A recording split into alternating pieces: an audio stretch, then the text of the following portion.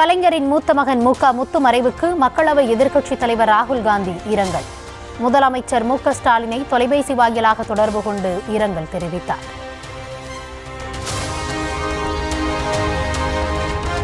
திமுக அரசு தோற்றுப்போன மாடல் அரசு என எதிர்க்கட்சித் தலைவர் எடப்பாடி பழனிசாமி விமர்சனம்.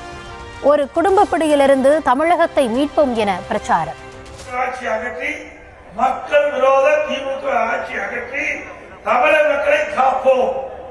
ஒரு குடும்ப பிடியிலிருந்து தமிழகத்தை மீட்போம். ஒரு குடும்ப பிடியிலிருந்து தமிழகத்தை மீட்போம். திரு ஸ்டாலின் மாடல் திமுக அரசு வெயில் மாடல் அரசு ஆகிப்போச்சு.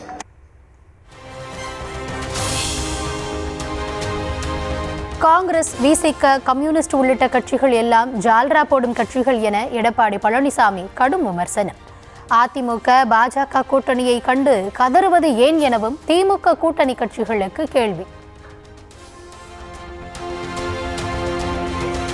சம்மந்தி வீட்டில் ரெய்டு நடந்ததால் பாஜகவுடன் அதிமுக கூட்டணி என்ற அமைச்சர் KN நேருவின் குற்றச்சாட்டுக்கு EPS பதில். அமைச்சர் KN நேருவின் தம்பி, மகன் வீடுகளில்தான் அமலாக்கத்துறை ரெய்டு நடந்ததாக பதிலடி. சட்டமன்ற கூட்டம் நடந்துட்டு இருக்கும் போது பாதியிலேயே எதிர்த்து போனீங்க. உங்க குடும்பத்துல ரெய்டு நடந்தது, வருமான வரித்துறை நடந்தது. உங்களுடைய தம்பி வீட்டுல வருமான வரித்துறை ரெய்டு, உங்களுடைய மகன் வீட்டுல வருமான வரித்துறை ரெய்டு, ED ரெய்டு. இவ்வளவு அழுத்த வச்சுக்கிட்டு எங்களை பற்றி விமர்சனம் செய்வதற்கு என்ன அருகதை இருக்குது?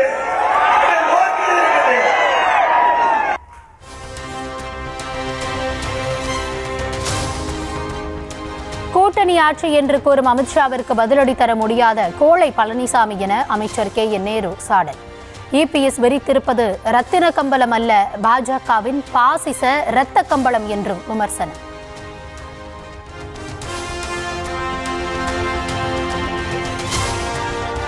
திமுக டயர் போன பேருந்து என அதிமுக முன்னாள் அமைச்சர் ராஜேந்திர பாலாஜி விமர்சனம். திமுக வண்டி ஓட வாய்ப்பு இல்லை, அதிமுக வண்டி அற்புதமானது எனவும் பேச்சு.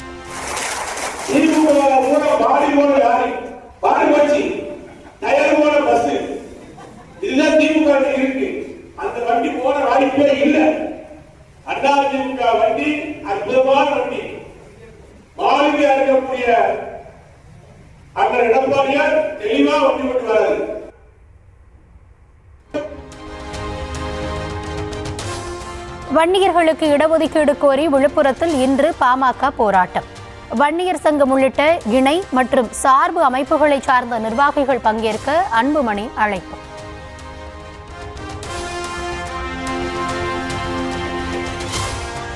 அனைத்து சமூகங்களுக்கும் இடஒதுக்கீடு வழங்குவதன் அவசியம் குறித்து வலியுறுத்தும் பரப்புரை பாடல். 2026 தேர்தல் பரப்புரைக்காக பாமக தயாரித்த பாடலை வெளியிட்டார் ராமதாஸ். எதை பற்றி வேண்டுமானாலும் புலன் விசாரணை செய்வதற்கு அமலாக்கத்துறை ஒன்றும் சூப்பர் போலீஸ் கிடையாது என சென்னை உயர்நீதிமன்றம் காட்டம். தனியார் மின் உற்பத்தி நிறுவனத்தின் 901 கோடி ரூபாய் நிரந்தர வைப்பீடு முடக்கத்தை ரத்து செய்து உத்தரவு.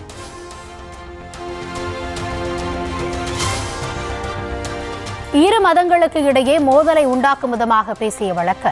மதுரை ஆதீனத்திடம் சென்னை போலீசார் இன்று விசாரணை.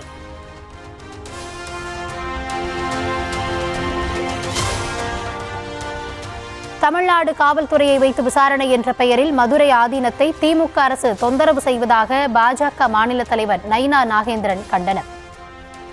காவல்துறையின் அத்துமீறல்களை எல்லாம் தமிழக பாஜக வேடிக்கை பார்த்து கொண்டிருக்காது எனவும் திட்டவட்டம்.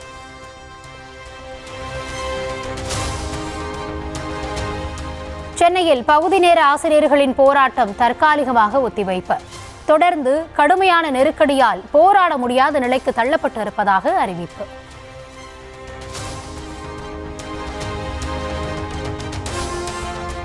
நாமக்கல் கிட்னி திருட்டு வழக்கை கையில் எடுக்கிறது மத்திய அரசு. மத்திய சுகாதாரத்துறை குழு விரைவில் நாமக்கல் வரவுள்ளதாக தகவல்.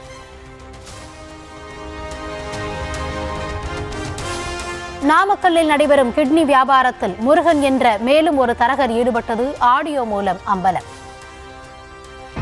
சுமதி கிட்ட பி கேட்டிருக்கிறேன், அது என்னன்னு பார்த்து அவங்க டோனருக்கு 5 ரூபாயும் அவங்களுக்கு 80 ரூபாயும் கேட்டாங்க.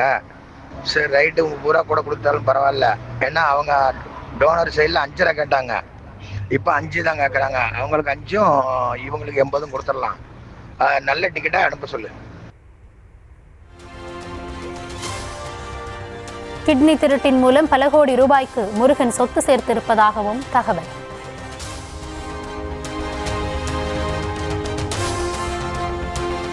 கிட்னி திருட்டு புகாரில் ஈரோடு அபிராமி மருத்துவமனை மீது நடவடிக்கை. அறுவை சிகிச்சை மற்றும் மருத்துவமனை விரிவாக்கத்திற்கு தடை விதிப்பு.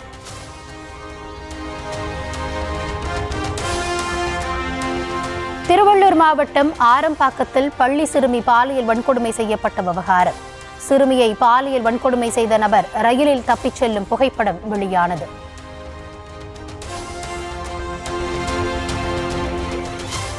அஜித்குமாரை அடித்து கொலை செய்த போலீஸ்காரர்கள் விசாரணைக்காக பயன்படுத்தப்பட்ட டெம்போவில் போலி நம்பர் பிளேட்டுகள், வாகனத்திலிருந்து 2 மது பாட்டில்களும் சூதாட்டத்திற்கு பயன்படுத்தக்கூடிய சீட்டுக்கட்டும் கைப்பற்றப்பட்டது.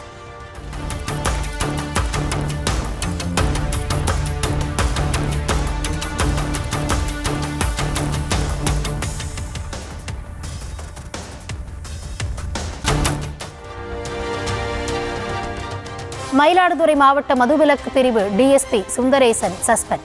உயரதிகாரிகள் டார்கெட் செய்வதாக பகிரங்கமாக புகார் கூறியிருந்த நிலையில் நடவடிக்கை. கள்ளக்குறிச்சி மாவட்டம் உளுந்தூர்பேட்டை அருகே கடன் வசூலிக்க சென்ற இடத்தில் ஏற்பட்ட தகராறில் ஊராட்சி மன்ற தலைவரின் கணவர் உட்பட 4 அரிவாள் வெட்டு. 8 பேரை கைது செய்து போலீசார் விசாரணை.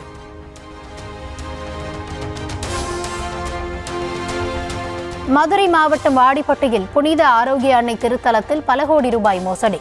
பங்கு தந்தை அளித்த புகாரின் அடிப்படையில் ஆலய பணியாளர்கள் உட்பட 9 பேர் மீது வழக்கு பதிவு.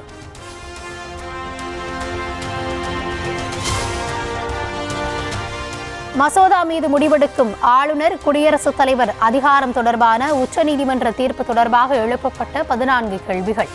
குடியரசுத் தலைவர் உச்சநீதிமன்றத்திடம் விளக்கம் கேட்ட விவகாரத்தில் 5 நீதிபதிகள் கொண்ட அரசியல் சாசன அமர்வு ஜூலை 22 விசாரணை.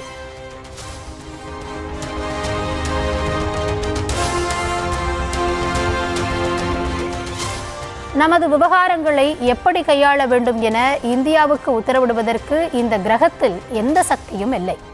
குடியரசு துணைத் தலைவர் ஜெகதீப் தன்கர் பேச்சு.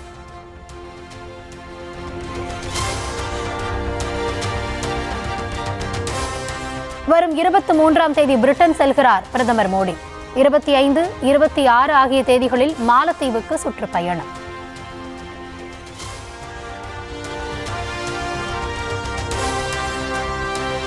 பரபரப்பான சூழ்நிலையில் நாளை தொடங்குகிறது நாடாளுமன்ற மழைக்கால கூட்டத்தொடர்.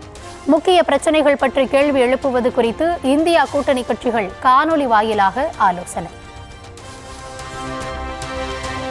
ஒடிசாவில் 15 வயது சிறுமியை மர்மநபர்கள் தீ வைத்து எரித்து கொல்ல முயன்ற சம்பவத்தால் கொந்தளிப்பு. எய்ம்ஸ் மருத்துவமனைக்கு வெளியே காங்கிரஸ் உள்ளிட்ட கட்சியினர் போராட்டம் நடத்திய போது பாஜகவினரும் திரண்டதால் பதற்றம்.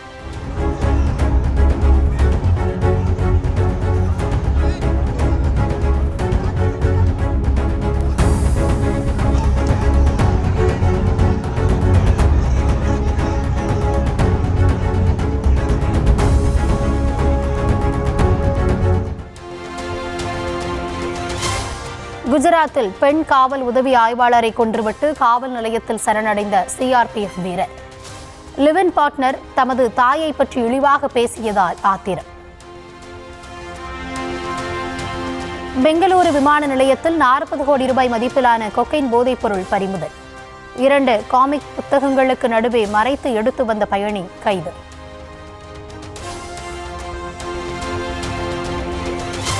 சத்தீஸ்கர் மாநிலம் நாராயண்பூர் அருகே வனப்பகுதியில் 6 மாவோயிஸ்டுகள் சுட்டுக் கொலை. தேடுதல் வேட்டையின் போது என்கவுண்டர்.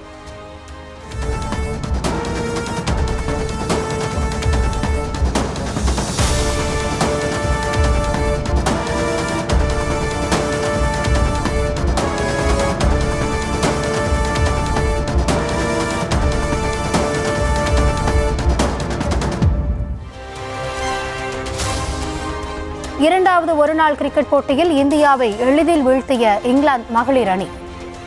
TLS விதிப்படி நிர்ணயிக்கப்பட்ட இலக்கை தாண்டி 8 விக்கெட்டுகள் வித்தியாசத்தில் வெற்றி.